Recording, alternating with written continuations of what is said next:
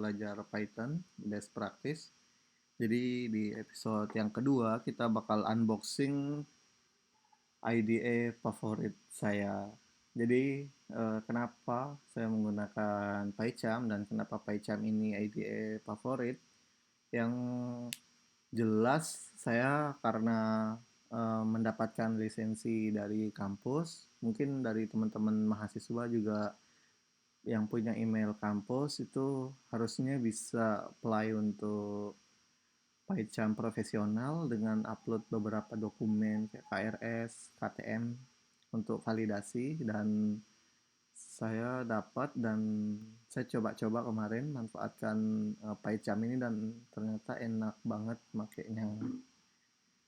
Oke, di sini saya pakai PyCharm profesional versi 2020.2, dan kalau belum punya profesional atau cuma punya yang community itu harusnya nggak masalah, karena bedanya di sini sih kebanyakan di boilerplate-nya dia udah ada untuk config Django, Flask, dan Pyramid atau Scientific Mode. Jadi untuk machine learning dan data science itu bisa support di sini. Oke, kalau teman-teman sudah pakai IDE-nya dari JetBrains punya kayak DataGrip, terus Golang, Sea Lion, IntelliJ, sama Android Studio, mungkin ini sudah jadi rumah buat teman-teman untuk layoutnya. Jadi JetBrains ini benar-benar konsisten sama platformnya mereka. Jadi mulai dari eh, tata letak, fitur-fitur, kemudian tools-tools yang bawaan itu memang benar-benar oke. Dan untuk di Python sendiri atau di PyCharm ini kita punya dua, secara umum ada dua sih layoutnya. Jadi di sini bisa browsing file proyek-proyek kita apa aja, dan ini sangat compact sekali. Jadi bisa load banyak sekali file dalam satu window. Kemudian di sini untuk editornya itu juga compact, bisa taruh minimap, bisa tidak. Terus oke, fitur yang pertama yang paling menarik itu di structure sih. Di sini mungkin di text editor lain itu ini sangat biasa ya, tapi ini itu cukup oke ketika teman-teman punya file yang sangat panjang, punya kelas yang banyak banget. Di structure ini bisa lihat rangkuman kelasnya, metode-metodenya apa, dan langsung bisa jump ke sana seperti itu. Jadi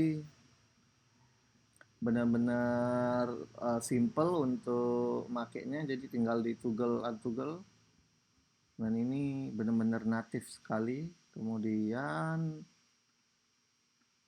di bagian sini ini ada toolbox yang bisa teman-teman pakai. Ini toolboxnya sengaja saya kosongin karena saya nggak banyak, jadi teman-teman bisa explore di situ. Nah, di sini saya juga punya konfigurasi. Konfigurasi ini apa?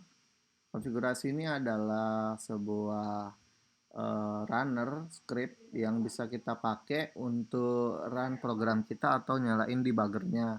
Jadi kalau sebelumnya misal teman-teman di sini itu pakai Fast API, komennya lumayan panjang. Kita harus pakai uvicon, up, terus main, kemudian reload, terus kemudian uh, misalnya host, localhost, kemudian port 888, ini cukup panjang dan ini melelahkan untuk mengetiknya semua. Jadi di sini kita bisa config parameternya. Jadi di sini bisa langsung script pathnya ini langsung panggil di ovicornya. Jadi di Python kita, tapi karena saya sudah pakai main file main, saya tidak perlu memanggil uvicornya secara murni. Basically uvicorn ini semacam WSGI atau semacam web server untuk file Python. Jadi dari anak-anakannya Starlet itu ngambil dari si apa namanya, eh, lupa saya, itu namanya kalau nggak salah di atasnya Starlet itu ada Pydantic ya, dari Pydantic itu turun-turunnya pakai UV-Corn, Starlet juga pakai UV-Corn, dan Starlet ini turunannya itu dari Fast API. Jadi setiap mengke Fast API kita langsung bisa panggil functionnya Starlet tanpa harus kena error ini itu. Jadi di sini misalnya langsung Starlet, panggil kelas di Starletnya itu bisa langsung. Jadi benar-benar fast, itu keunggulannya Fast API juga. Kemudian untuk hal-hal lain di sini di PyCharm ini config-nya itu bisa langsung kayak tadi host ataupun apa bisa di sini parameternya. Jadi bisa tambah.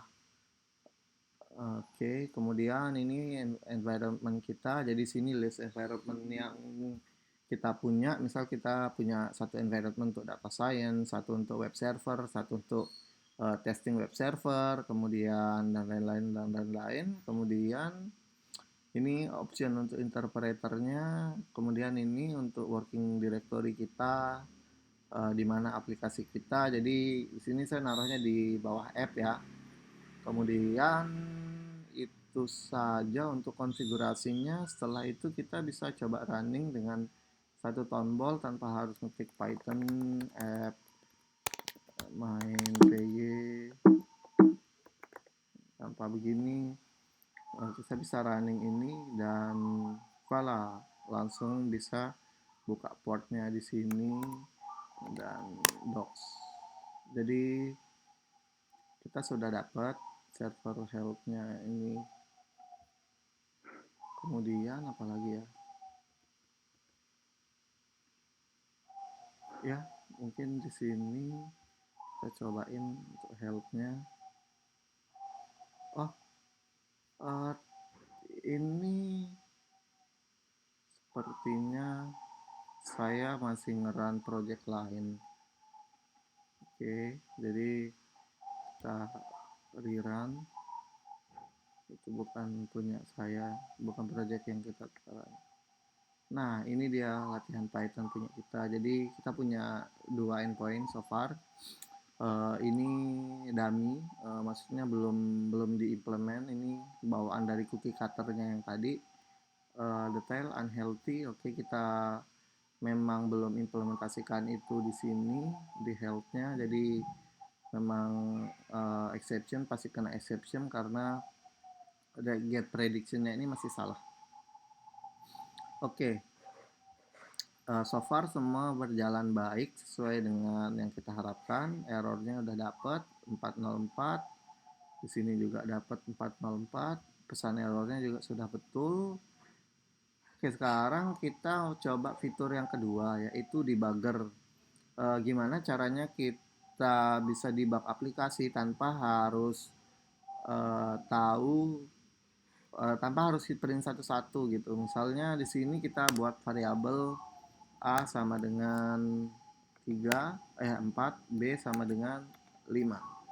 Nah, kita buat breakpoint di sini untuk ngecek apakah nilai A sama B-nya kita udah dapet. Oke, kita jalankan debuggernya.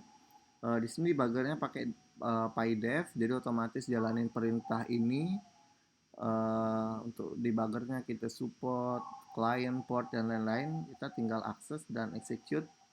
Tuh, kita langsung dapat variabelnya. Jadi A sama B. Nah, di sini A sama B kita bisa langsung mainkan. A tambah B 9A B. Jadi nilai di sini langsung didapatkan dan bisa kita operasikan, misalnya A kali B atau A pangkat B.